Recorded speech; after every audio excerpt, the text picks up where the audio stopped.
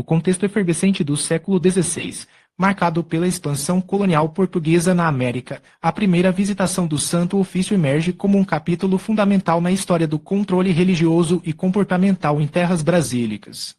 Inaugurada em 1591, essa iniciativa refletiu não apenas a necessidade de consolidar a presença da Inquisição em terras distantes da metrópole, mas também o desejo de salvaguardar a ortodoxia católica em meio à diversidade cultural e religiosa que crescia nos domínios americanos. A missão da visita inquisitorial consistia em examinar de maneira detalhada as comunidades locais, avaliando não apenas questões religiosas formais, mas também a influência da cultura e das tradições locais sobre a prática da fé. O desafio de manter a ortodoxia católica em um contexto colonial, onde diferentes culturas e crenças coexistiam, requeria uma abordagem cuidadosa e adaptada à realidade específica da América Portuguesa. Em tal cenário, a primeira visitação se configurou como uma resposta direta a essa necessidade premente de afirmação e controle.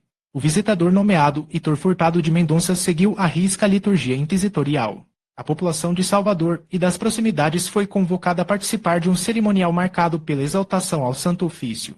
Em seguida, as pessoas foram incentivadas a apresentar confissões e denúncias que atentassem contra os dogmas católicos. O palco estava armado. Durante a visitação, foram conduzidas inúmeras inquirições e investigações analisando-se minuciosamente práticas religiosas e atitudes individuais. Esse escrutínio abrangente não apenas buscava identificar eventuais desvios doutrinários, mas também pretendia moldar a vida cotidiana das comunidades de acordo com os princípios estabelecidos pela Igreja Católica. Um caso singular, ocorrido em Pirajá, na capitania da Bahia, ilustra a intrusão da Inquisição no dia a dia dos colonos, revelando o controle rigoroso exercido sobre a religiosidade e os comportamentos alheios. A protagonista deste episódio era uma mulher chamada Catarina Fernandes, de aproximadamente 30 anos, proveniente de Portugal e que havia sido degredada para o Brasil após ter se envolvido em um homicídio. Estada a se manifestar perante o visitador naquele ano de 1591, Catarina revelou no dia 9 de agosto que cerca de um ano e meio antes, em uma manhã do dia dedicado a Nossa Senhora da Conceição, ela se confessou ao padre Pantaleão Gonçalves e recebeu dele o Santíssimo Sacramento.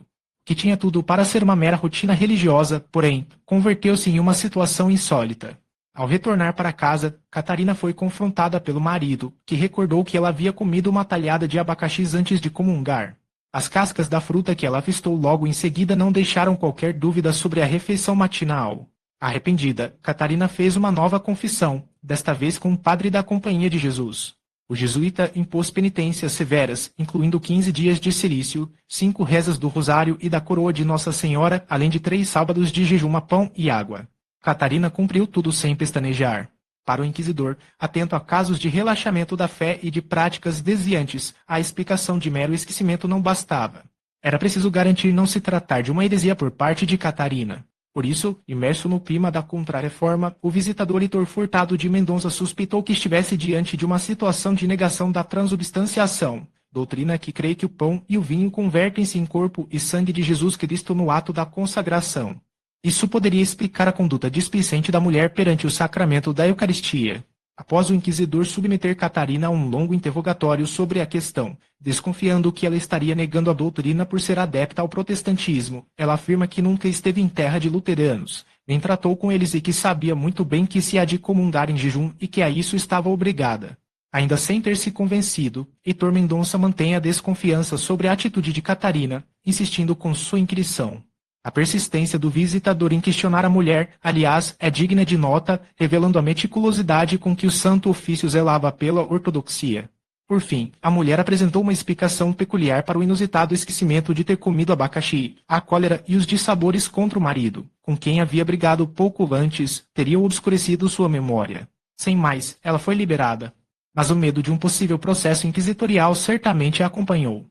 Este episódio exemplifica a rigidez do controle inquisitorial sobre as vidas das pessoas na América Portuguesa, onde até mesmo o ato de comer abacaxis tornou-se objeto de escrutínio. A Inquisição, ao buscar assegurar a conformidade estrita com os dogmas estabelecidos pela Igreja Católica, acabou por penetrar nas esferas mais íntimas da existência dos indivíduos, incidindo sobre a religiosidade e o comportamento da sociedade da época.